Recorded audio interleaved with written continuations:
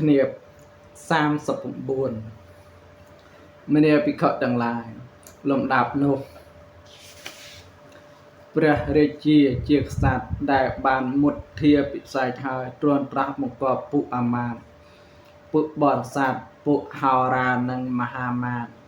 ពួកមដំរីពួកអ្នករក្សាទ្វារនិងពួកជួនអ្នកចិញ្ចឹមជីវិតដោយមុនឲ្យប្រជុំគ្នាហើយទ្រង់ស៊ូនៅចក្រពត្តិវត្តដ៏ប្រសើរជួនទាំងនោះដែលព្រះរាជាអង្គនោះទ្រង់ស៊ូនៅចក្រពត្តិវត្តដ៏ប្រសើរហើយក៏បានជាកថ្វាយលុះព្រះរាជាទ្រង់ព្រះសវនាការពាក្យជាករបស់ជួនទាំងនោះហើយទើបទ្រង់ចាត់ចែងនៅការរក្សាទប់ទួលគ្រប់គ្រងប្រកបដោយធម៌វិញតែទ្រង់មិនបានព្រះរាជទានព្រះរាជទ្រព្យដល់ពួកអ្នកខ្សត់ទ្រព្យឡើយកាលបើព្រះរាជទ្រព្យដែលទ្រង់មិនបានព្រះរាជទានដល់ពួកអ្នកខ្សត់ទ្រព្យសេចក្តីទ័ក្រក៏មានច្រើនឡើងកាលបើសេចក្តីទ័ក្រមានច្រើនឡើងហើយបុរសម្នាក់កាន់យកទ្រព្យរបស់ជនដទៃដែលគេមិនបានឲ្យដែលហៅថាលួចពួករាជបរោះចាប់បុរសនោះបាននាំយកទៅថ្វាយព្រះរាជាក្សត្រដែលមានពុទ្ធិវិសេសហើយក្រាបបង្គំទូលថា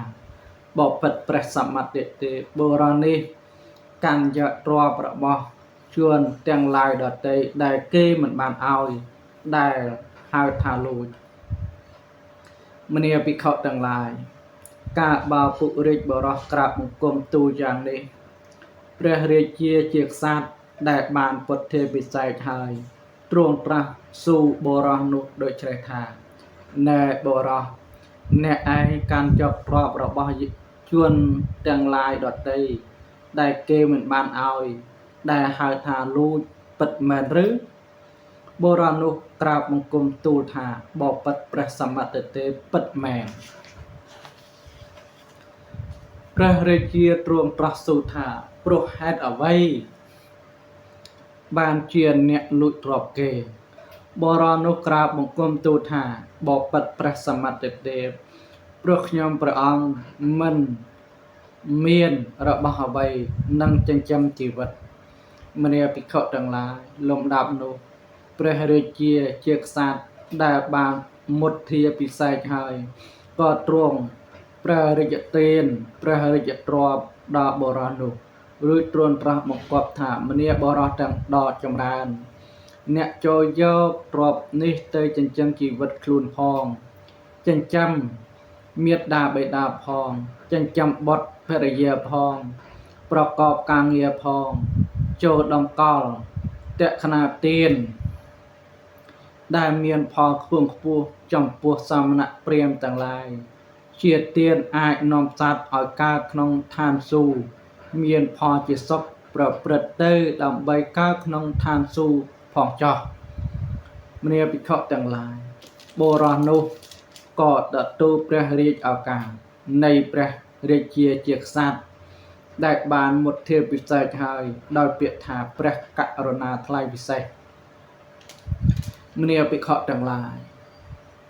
មានបុរសម្នាក់ទៀតកាន់យកទ្រព្យរបស់ជនទាំងឡាយដទៃដែលគេមិនបានឲ្យដែលគេហៅថាលួចពួករាជបរោះចាប់បាន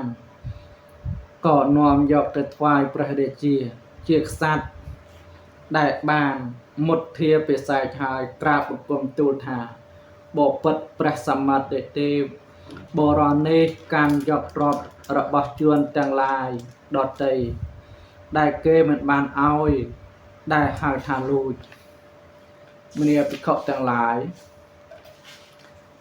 កាលបើពួករាជបរោះក្រាបបង្គំទូលយ៉ាងនេះហើយ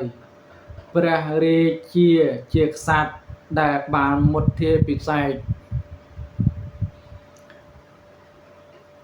ហើយក៏ទ្រង់ត្រាស់ស៊ូបុរសនោះយ៉ាងនេះថា nia bora do jamran nia ឯងកាន់យកទ្រព្យរបស់ជនដទៃទាំងឡាយដែលគេមិនបានឲ្យដែលហៅថាចោរលួចពិតមែនឬបរានោះក្រាបបង្គំទូលថាបបិទ្ធព្រះសមិទ្ធទេពិតមែនព្រះរាជាទ្រង់ប្រសូតថាព្រោះហេតុអ្វី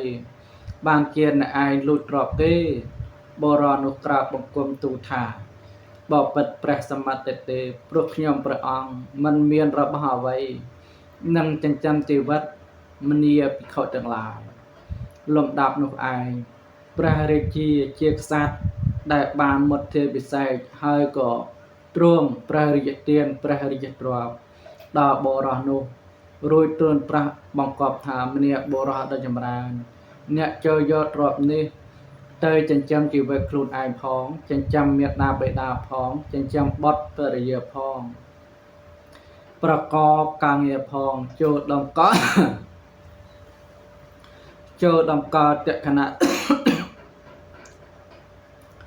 ចូលតម្កល់តក្ខណៈទាន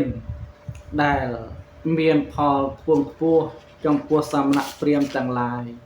ជាទានអាចនាំសត្វឲ្យកើតក្នុងឋានសួគ៌